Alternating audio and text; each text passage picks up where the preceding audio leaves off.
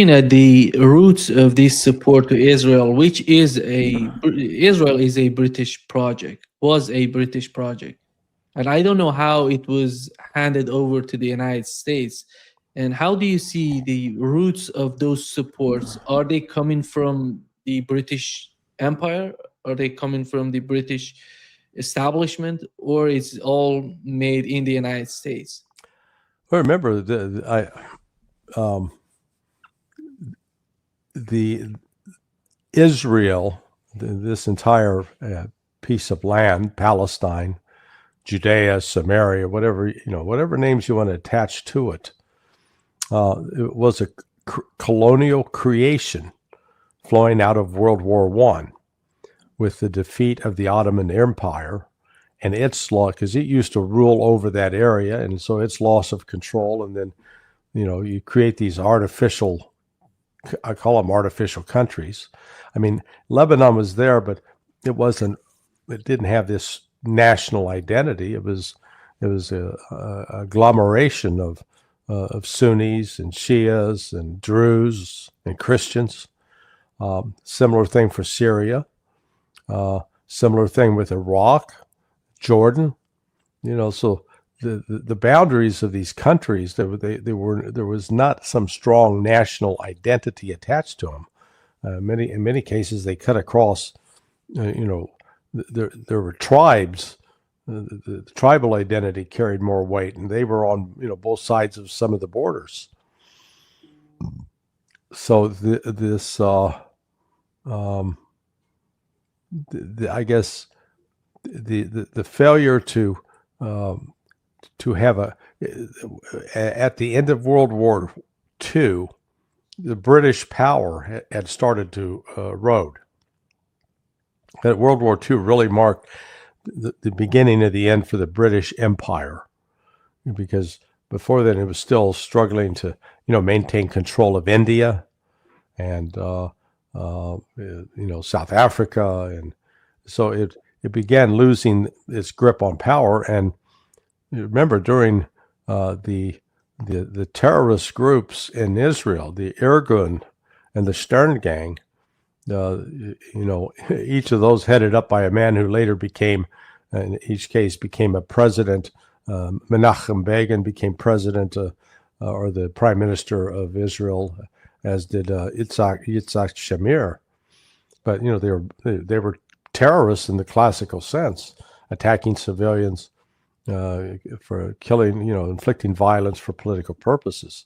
And their attack on the King David Hotel, put them at odds with the Brits. So the Brits sort of walked away from it. And it was, the United States that played the critical role in the vote in the United Nations, in part because of Harry Truman. And Truman, it was, if you go to the Truman Library in Independence, they got a whole presentation, one little room where they recount the story and of Truman's relationship with his former business partner, who was Jewish, who intervened and begged him to support the creation of the state of Israel. So it was a Zionist project that came to fruition in the aftermath of World War II with the help of Harry Truman. Yeah, well, I think what has happened in Europe in terms of the nationalism, because nationalism was part of what was happening in those days in Europe, and the reason that they tried to force the Jewish people outside of Europe was part of that. You have the British government, the Zionism being created by Christians mostly in the United Kingdom, and we have then the Jewish people being that ideology has somehow resonated with the Jewish community, at least some people within the Jewish community, and then sending them to the West Asia, and they're going to have their land, and they're going to have their nationalism, they're going to create their country there. And my understanding is that it was all about the European agenda in the West Asia, because you have an Israeli, you get rid of Jews in Europe, sending them to the West Asia, because they, to be honest, they hated Jews in Europe. You understand the whole concept of sending Jewish people to the West Asia. It was all based on the hatred because right. And then you see the agenda coming along. You have a new state in the West Asia together, dividing as the colony. The British Empire divided the whole region in little states.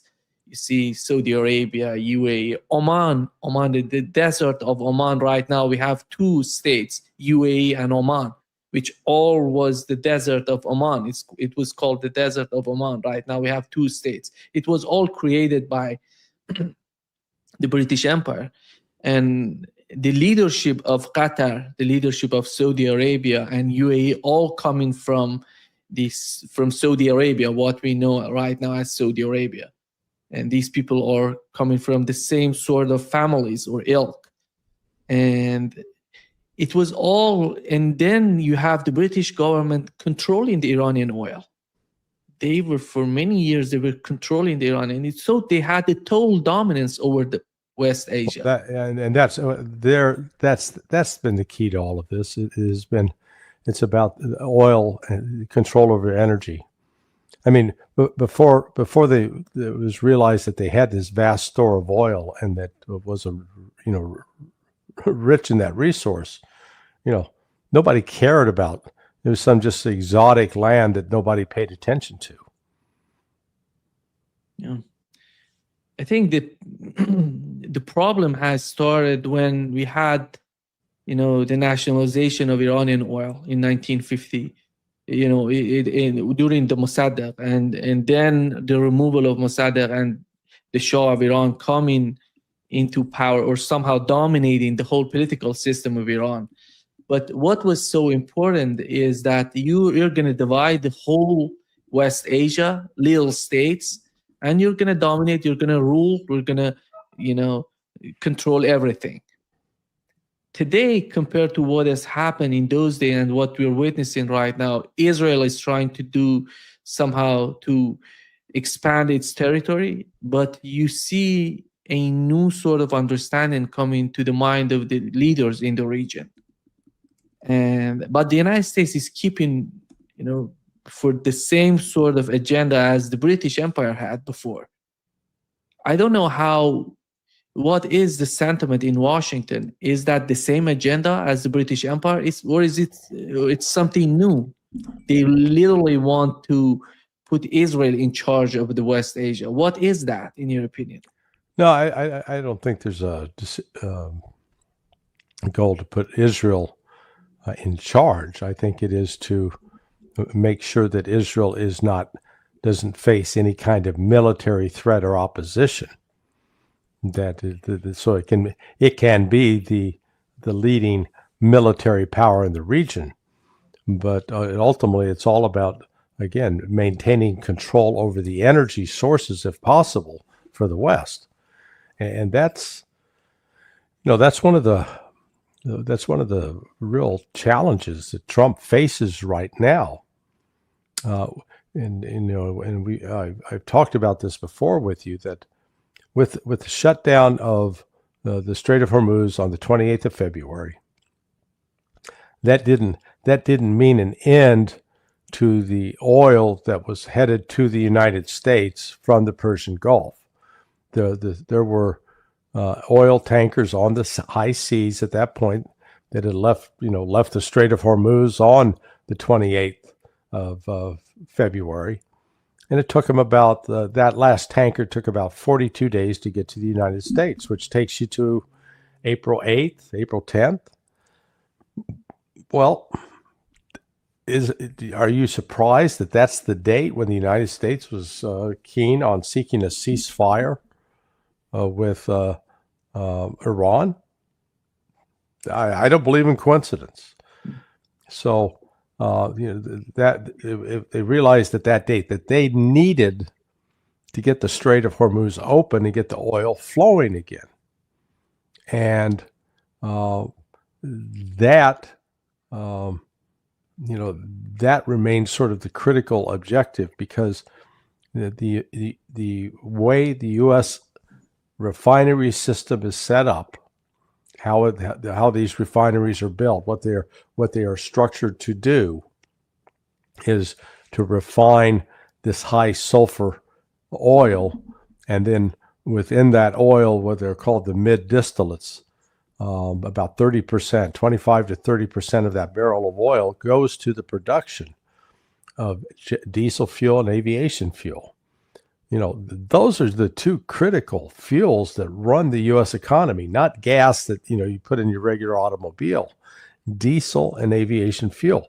And the United States does not, it's the way its refinery system is set up, even though the United States is independent with, light crude or sweet crude, those refineries aren't set up to produce the aviation fuel and diesel from that light crude.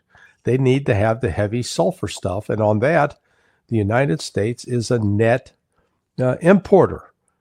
So, how do we get that stuff out of the Strait of Hormuz? And that's where the United States is focused right now on trying, they wanted to get the strait open. And yet, going back to April 15th, it didn't get the strait reopened.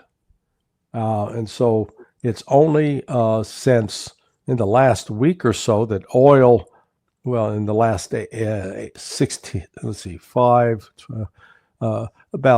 19 days that you started to get oil coming out of the Persian Gulf, except that's not going to the United States. It's going to Asia.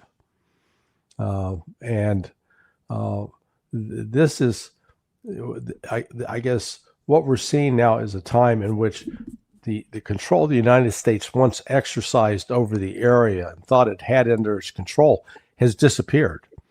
There are indications that the Saudis and the Qataris are moving away from their traditional military diplomatic relations with the United States. Qatar, Bahrain, United Arab Emirates, they continue to be sort of lackeys of the U.S., but not Qatar and the Saudis. That's different. Yeah. Do you think, Larry, that you mentioned that they want Israel to dominate the region militarily? It means that nobody's going to be able to fight Israel or to have some sort of upper hand. Right. But we have the region that is totally different from the picture that the United States wants or Israel wants, which is that you have Iran, you have Turkey. These are two important countries in the region. You have Pakistan redefining its role in the region, which is so important, in my opinion, particularly in the aftermath or, in the process of negotiations between Iran and the United States. You see the important role of Pakistan. And Israel somehow seen all these three countries as a threat to the future of Israel. And here comes the role of the United States. Are they going to go against these countries? Are they going to do something about, are they going to support the Israeli agenda in the region? Or they're going to have their own agenda, their own strategy in the region? This is, I think, this is the identity crisis that I've mentioned before in the West Asia. Well, it is entirely precipitated by the rise of, I'll call it the radical Zionists, the settlers, the Ben Gavirs, the Smotriches, where they are intolerant, of Palestinians. And it was fascinating. I saw someone played a clip for me yesterday of Randy Fine, this corpulent member of Congress, who happens to be an ardent Zionist. And he was insisting that, there's never been a Palestinian. The Palestinians it's an artificial creation by the Soviets as part of the war against the West. Well, it turns out that the first reference to Palestine was made by a Greek writer, Herodotus. So we're talking, hundreds of years before Christ was born. So, so much for Randy Fine's claim there is nothing about Palestinians. The first time the Arabs, the inhabitants of that area who were not Jewish, were described as Palestinians was in a translation from a Russian document in 1898 that identified those people as Palestinians. So even Fine's claimed that this was the work of the Soviets. Sorry, Soviet Union didn't exist then. This was still under the rule of the Tsar. But the point is that the presence of these Palestinians, they've always been there. They didn't form a national government.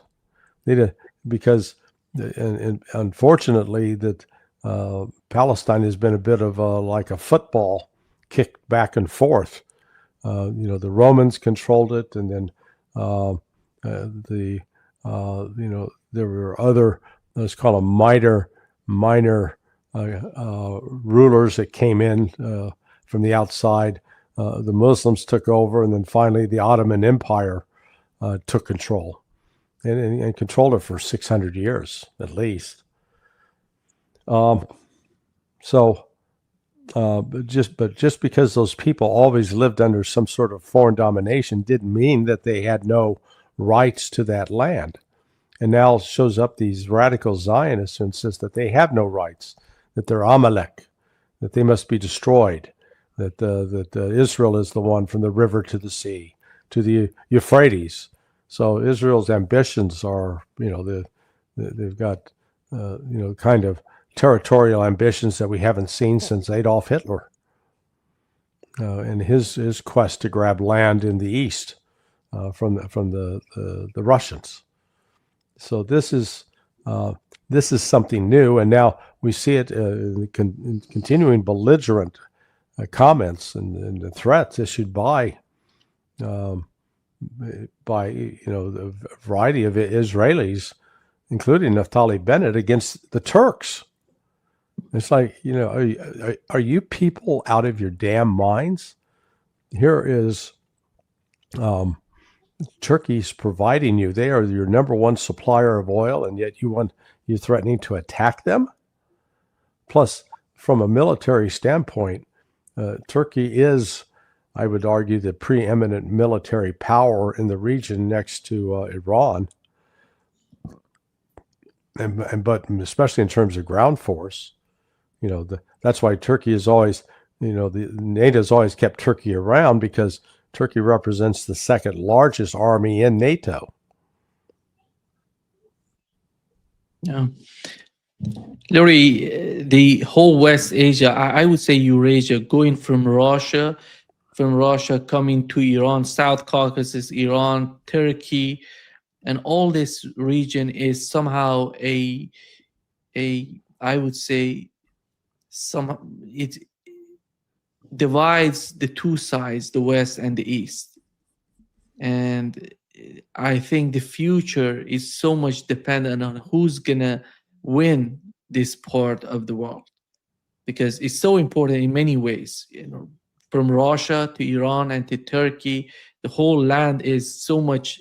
We've learned about the Strait of Hormuz. We've learned about the importance of Russia, resources of Russia, Iran, and the region, the Central Asia, the South Caucasus. These are important regions for the West and for the East, by the way.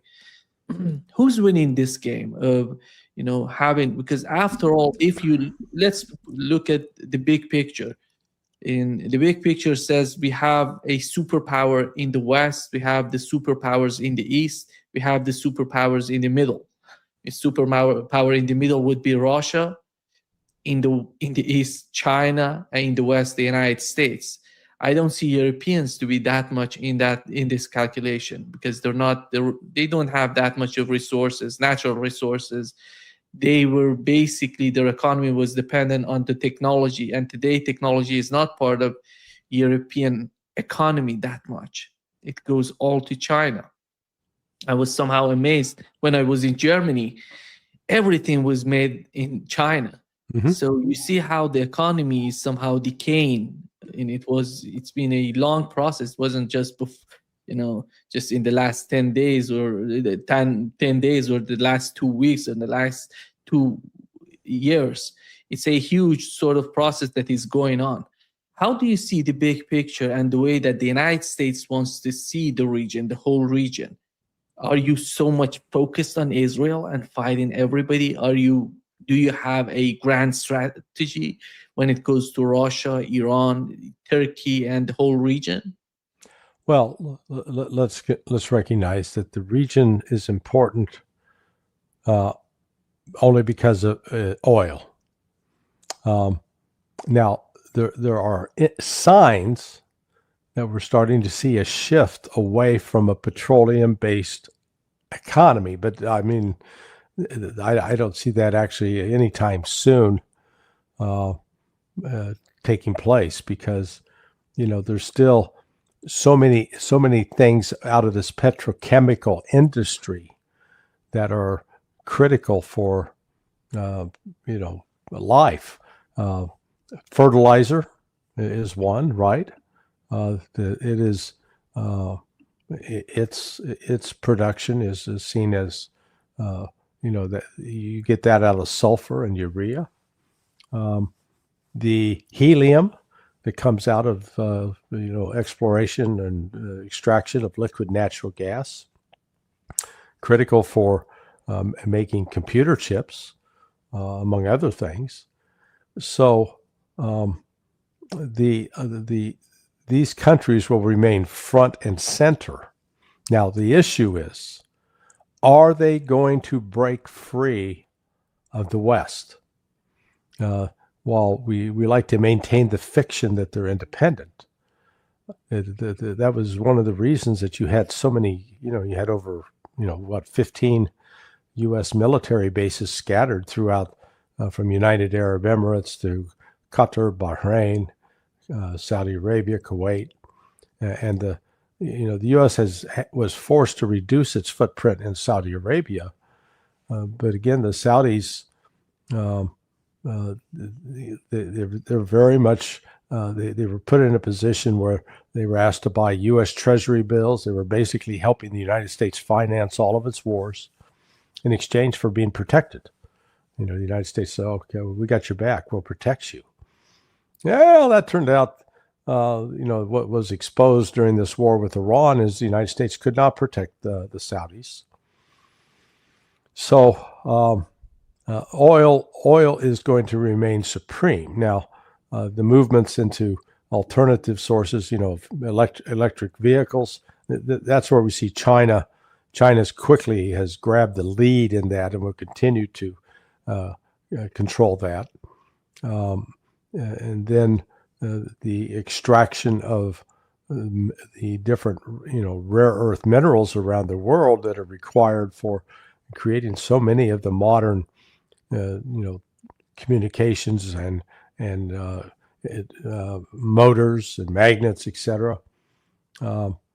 Again, with China controlling that, they're well positioned to control that process for the foreseeable future. So this is the United States faces it's facing a challenge to the extent that the Saudis and Qataris, who basically they were pressured by the United States not to attend the funeral of the Ayatollah Ali Khamenei, and they showed up anyway, just basically telling the United States to go pound sand. If what Pepe and I are hearing from the Pakistani source, that the Pakistanis believe that they're in a position to help forge a new, let's call it pan-Islamic military alliance with Egypt, Turkey, Saudi Arabia, Iran, and Pakistan, forming sort of the core of this that would replace the United States. And we also need to recognize that in a de facto manner, even though the United States is still based in West Asia, the headquarters of the Fifth Fleet is uninhabitable. So the American presence there, I don't know how many thousands were there, but I think it was several thousand sailors, Marines, Air Force personnel that were deployed in Bahrain. That base is no longer inhabitable, and they've had to withdraw. They're elsewhere. They're outside of Bahrain.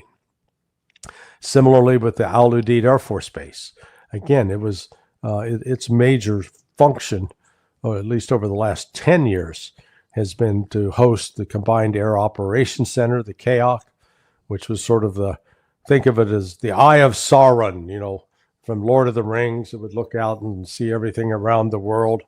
That was the CAOC looked out as far as India, as far south as Diego Garcia, as far north as the Black Sea coast of Russia, and as far west as, say, Cyprus. And so it would control that whole area. That's gone. It's been shut down in part because the radars that were critical for it, they no longer exist. They've been blown up. And the personnel who were at risk previously, they're now at an Air Force base in South Carolina. So the United States already is, as a result of this war, already has had to withdraw from the region. Not officially, but in practical effect, they've had to withdraw.